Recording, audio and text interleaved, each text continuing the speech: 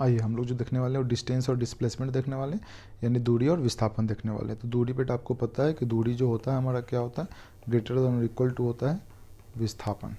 नहीं, या इंग्लिश में इसी को कहेंगे तो क्या हो जाएगा, डिस्टेंस ग्रेटर देन और इक्वल टू होता है डिस्प्लेसमेंट। क्लियर है, मैग्नीट्यूड लगा देंगे, ठीक है। और इसी में दोनों तरफ आप डिवाइड कर दीजिए, किससे, टाइम से।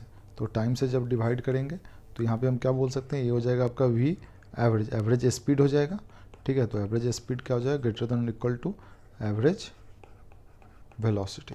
तो ये चीज़ें हम लोग ध्यान में रखेंगे। अब दूसरी चीज़ आते हैं, डिस्टेंस और डिस्प्लेसमेंट होता क्या है। तो बेसिक आइडिया आप लोगों को अच्छे से है कि दो पॉइंट के बीच की जो कोई भी पाथ होती है उसे हम डिस्टेंस लेते हैं, और जो मिनिमम पाथ होती है, दो पॉइंट के बीच का जो मिनिमम पाथ हमेशा स्ट्रेट लाइन होता है, उसे क्या कहते हैं हम लोग, डिस्प्लेसमेंट कहते हैं। तो आइए अब हम मान लेते हैं यहाँ पे क्वेश्चन है, जैसे मान लीजिए यहाँ पॉइंट ए से यहाँ पॉइंट बी पे आपको जाना है, ठीक है। तो इसको देखते हैं, मान लीजिए आपके पास यहाँ एक पॉइंट ए है और यहाँ पॉइंट बी पे जाना है। तो ए से बी पे आप इस रास्ते से गए हैं, तो अब आपसे पूछेगा डिस्टेंस कितना हुआ और डिस्प्लेसमेंट कितना हुआ बेटा। तो डिस्टेंस की बात करेंगे तो यही डिस्टेंस होगा, कितना हो जाएगा बताओ, पाई आर बाई 4, एक क्वाड्रेंट हो गया, एक चतुर्थांश हो गया। और डिस्प्लेसमेंट की बात करेंगे तो केवल स्ट्रेट लाइन इसको मिला दीजिए, तो ये आर और ए आर, तो ये कितना हो जाएगा, √2r हो जाएगा। तो इस तरीके से आप डिस्प्लेसमेंट निकाल लीजिएगा। यही बात करते अगर यहाँ पे पॉइंट सी होता है, ये ए से यहाँ सी पे पहुँच जाता, तो डिस्प्लेसमेंट कितना होता, तो केवल यही स्ट्रेट लाइन होता है, ये वाला लाइन, यानी यह डिस्प्लेसमेंट कितना हो जाता है 2r। और डिस्टेंस की बात करें तो कितना होता है, यहाँ से यहाँ तक ये जो पाथ है ये डिस्टेंस होता, तो ये कितना हो जाता है बेटा, पाई आर, ठीक है। ये अगर मैं बात करता यहाँ से चल के कहाँ तक आ गया, यहाँ तक आ गया, तो डिस्टेंस कितना हो जाता, तो 3 पाई आर, बोलिए 3 पाई आर बाई 4 हो जाता। पाई आर एक चतुर्थांश का होता है, एक क्वाड्रेंट का होता है, तो 3 चतुर्थांश में कितना हो गया, 3 क्वाड्रेंट में हो गया 3 पाई आर बाई 4। और डिस्प्लेसमेंट की बात करें तो कितना होता है बेटा, डिस्प्लेसमेंट यहाँ से यहाँ के बीच का यही होता स्ट्रेट लाइन, तो ये आर और आर, तो ये कितना हो गया, √2r। तो इस तरीके से डिस्टेंस और डिस्प्लेसमेंट आप इजीली बहुत जल्दी में फाइंड कर सकते हो। बाकी तो उसका रेशियो लेना होता है, रेशियो वगैरह निकाल देंगे आप। मान लीजिए एक क्वेश्चन ऐसा दे दिया, यहाँ से इस रास्ते से ऐसे होकर आया, इस तरीके से आया। अब आपसे पूछेगा डिस्टेंस कितना, तो बेटा डिस्टेंस कितना हो जाएगा बताओ, यहाँ से आया आर और आर, तो 2r हो जाएगा। और डिस्प्लेसमेंट कितना हो जाएगा, तो डिस्प्लेसमेंट की बात करते हैं, इसको यहाँ से जोड़ दो, तो यही √2r जो होगा डिस्प्लेसमेंट, तो √2r। समटाइम्स इसका रेशियो पूछ लेगा तो डिवाइड कर देंगे आप, तो आपसे रेशियो भी निकल के आ जाएगा। तो आई थिंक डिस्टेंस और डिस्प्लेसमेंट आपको समझ में आ गया।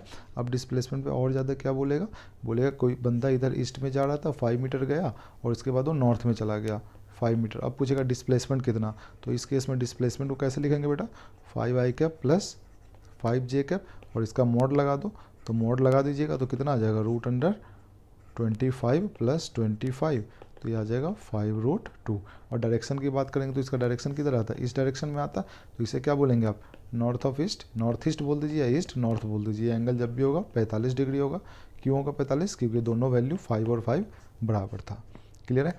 अब बीच में मान लीजिए ऐसा कुछ कह दिया, इधर बोल दिया 4 मीटर गया और फिर नॉर्थ में चला गया 3 मीटर। अब आपसे पूछेगा कितना, तो इस दोनों का नेट किधर होता बेटा, इधर होता, 3 और 4 है तो ये कितना आता, 5 मीटर आता, यानी डिस्प्लेसमेंट कितना आ गया आपका।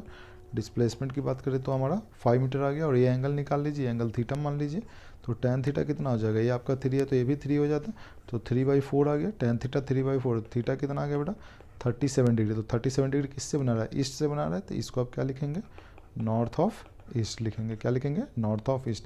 जिसके साथ एंगल बनाता है उसको हम बाद में लिखते हैं। तो यहाँ एंगल किससे बना रहा है, ईस्ट से बना रहा है, तो ईस्ट को क्या लिखेंगे, बाद में लिखेंगे। क्लियर है। और ये हमारा बनाया था यहाँ पे कितना 37, तो ये कितना हो जाता है 53 डिग्री। तो आप क्या लिखते हैं, 53 डिग्री को लिखते तो क्या लिखते, ईस्ट ऑफ नॉर्थ लिखते हैं, 53 डिग्री ईस्ट ऑफ नॉर्थ। तो जिसके साथ एंगल बनाता है उसे हम बाद में लिखते हैं, ठीक है। ऐसे ही क्वेश्चन एक और क्या बोल देगा आपको, पहले ईस्ट में गया और फिर लेफ्ट टर्न ले लिया। तो आप मान लीजिए खुद को कि इधर की ओर जा रहे हैं, तो लेफ्ट टर्न लेंगे तो आपका लेफ्ट हैंड किधर हो जाएगा बेटा बताइए, इस डायरेक्शन हो जाएगा, यानी आप नॉर्थ की डायरेक्शन में चले जाएंगे।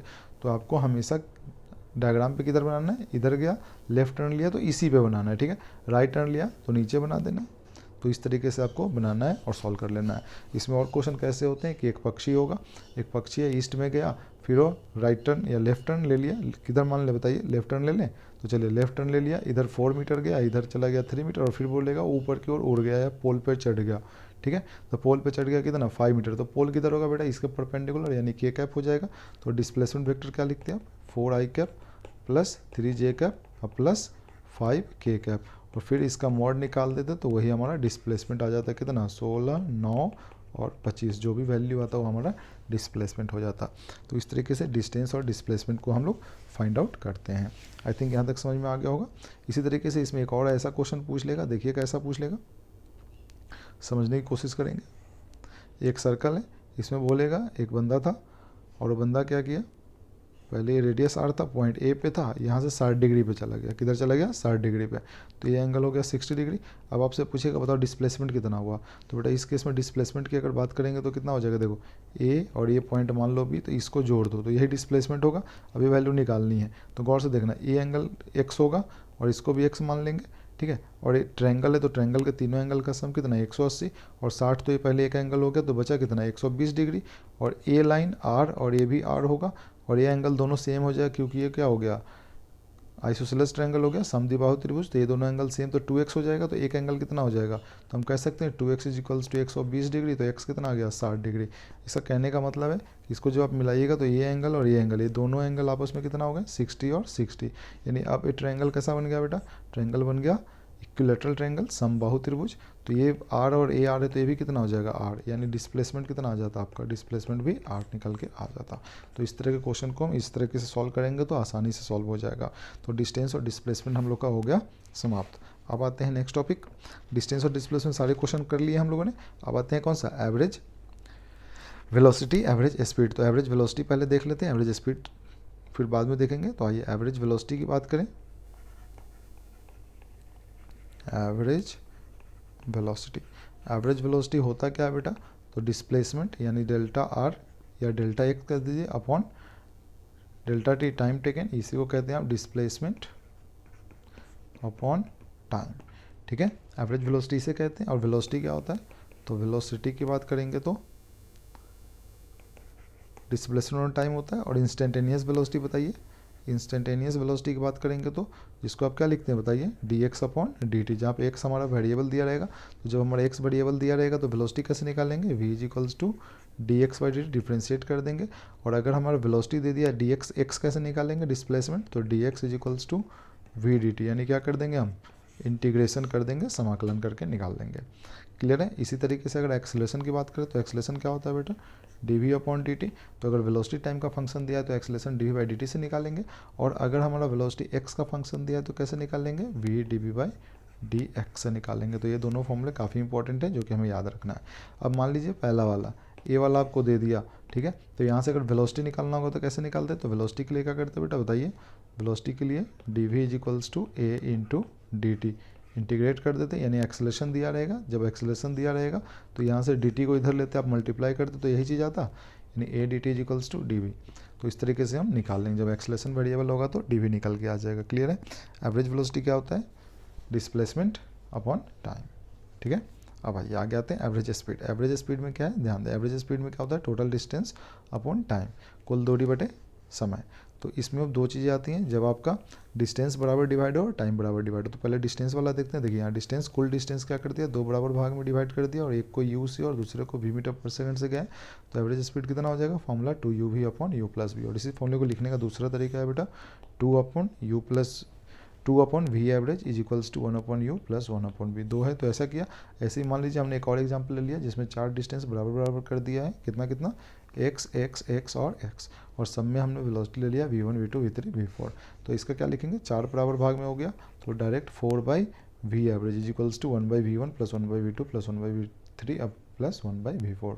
इस तरीके से n पार्ट में होता तो यहाँ 4 की जगह कितना आ जाता, n आ जाता, और इसको आगे कंटिन्यू कर देते हैं। आई थिंक क्लियर है।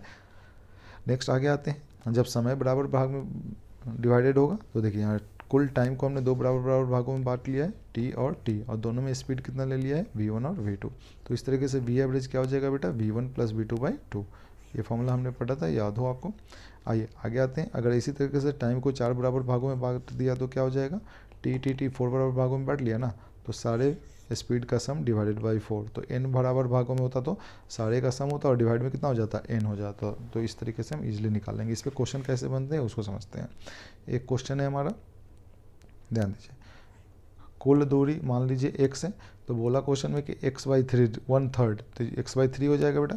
तो x बाई 3 दूरी गया v1 स्पीड से और रिमेनिंग जो था वो v2 से गया। तो रिमेनिंग बचा कितना, x माइनस एक्स बाई 3 कितना आ जाएगा, ये 2x बाई 3। तो इसका मतलब 2x/3 दूरी कितने से गया, v2 से।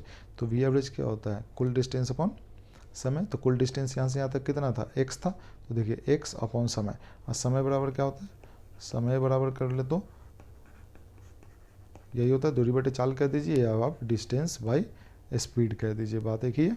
ठीक है, तो यहाँ पे देखो ये आपका डिस्टेंस और स्पीड है, तो कितना लिखते हैं आप, x/3 या डिवाइड में v1। तो यहाँ पे ध्यान दें वही चीज़ लिखा हुआ है।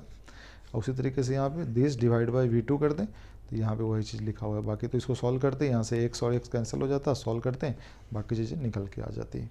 ठीक है, तो इस चीज़ ध्यान रखेंगे, 1/3 बोल दिया, तो इस तरीके से आप क्वेश्चन को सॉल्व करेंगे, आसानी से सॉल्व हो जाएगा। नेक्स्ट आते हैं अगला क्वेश्चन। मान लीजिए कुल दूरी, कुल डिस्टेंस आपको x दे दिया, और बोला आधा डिस्टेंस जो था वो v1 से गया। आधा कितने से गए, v1 से, और रिमेनिंग जो आधा डिस्टेंस बचा है उसको दो बराबर बराबर समय में गया है। तो दोनों में समय बराबर कर दिया, और यहाँ कर दिया क्या हमने, v2 और v3, दो अलग अलग स्पीड दे देगा आपको। तो देखिए यहाँ से यहाँ तक के लिए फॉर्मूला क्या लगाएंगे आप, v2 प्लस v3/2, क्योंकि यहाँ समय सेम है, ये वाला फॉर्मूला लगा देंगे आप यहाँ पे। ठीक है, और ये जब निकल गया तो अब यहाँ से क्या हो जाएगा बेटा, इसी का डायग्राम हो जाता है ऐसा, x/2 और यहाँ पे v1 और यहाँ पे v2 प्लस v3/2। अब क्या आ गया, दो बराबर समय आ गया। तो दो बराबर समय आ गया तो फॉर्मूला क्या लगा दीजिएगा v एवरेज का, बताइए, 2uv/u प्लस v, जहाँ पे u a हो जाएगा और v की वैल्यू a हो जाएगी, और पुट कर देंगे, सॉल्व हो जाएगा। क्लियर है, तो इस तरीके से आसानी से आप सॉल्व कर सकते हैं। इसी तरीके से अगला एक क्वेश्चन है, एवरेज स्पीड का क्या है, कुल समय, टोटल जो टाइम लगा कहीं से कहीं जाने पे, दो बिंदु के बीच में जाने में या दो स्थान पे जाने में t समय लगा। तो वहाँ पे बोला आधा टाइम में वो v1 से गया, और रिमेनिंग आधे टाइम में वो बराबर दूरी तय किया है, जिसमें स्पीड कितना है, v2 और v3। तो इस क्वेश्चन को कैसे सॉल्व करेंगे बेटा, तो इस क्वेश्चन को सॉल्व करने का तरीका ये, यहाँ देखिए दो बराबर दूरी है, तो यहाँ से यहाँ तक के लिए जो सॉल्व करेंगे इसमें क्या हो जाएगा, v, बताइए, 2v2 v3/v2 प्लस v3, क्यों, क्योंकि दूरी समान था। ठीक है, अब ये तो आपने लगा दिया। अब यहाँ से यहाँ तक के लिए फिर क्या कर दें, तो इसको ऐसे ही लिखते, ये हो गया t/2 नहीं, और यहाँ था v1 और यहाँ कितना आया था, 2v2 v3/v2 प्लस v3, ये v मान लिया था हमने नहीं। तो अब देखिए इसके लिए आप क्या लिखते हैं, v एवरेज, तो टाइम समान हो गया, यानी v1 प्लस v/2। तो यहाँ ये जो भी वैल्यू आता है यहाँ पुट कर देते आप यहाँ पे, और इसको सॉल्व कर देते, तो आपका आंसर निकल के आ जाता। तो इस तरीके से जो भी हमारा एवरेज स्पीड का भी क्वेश्चन होगा, अब आई थिंक आसानी से हो जाएगा। क्लियर है, तो एवरेज स्पीड के सारे क्वेश्चन आपको इस तरीके से सॉल्व कर लेने हैं। और एक चीज़ तो मैंने आपको बता ही दिया है, क्या बता दिया है, कि डिस्टेंस जो होता है ग्रेटर देन और बराबर होता है किससे, डिस्प्लेसमेंट से। तो डिस्टेंस ग्रेटर देन बराबर होता है डिस्प्लेसमेंट, और यहाँ मोड लगाना ना भूलें। ठीक है, और दोनों तरफ टाइम से डिवाइड कर दीजिए। तो टाइम से डिवाइड करिएगा तो क्या हो जाएगा, ये एवरेज स्पीड हो जाएगा, ये हो जाएगा एवरेज स्पीड, यानी एवरेज स्पीड भी ग्रेटर देन इक्वल टू क्या हो जाएगा, एवरेज वेलोसिटी। क्लियर है क्या, चलिए नेक्स्ट आते हैं। तो आई थिंक यहाँ तक सबको समझ में आ गया।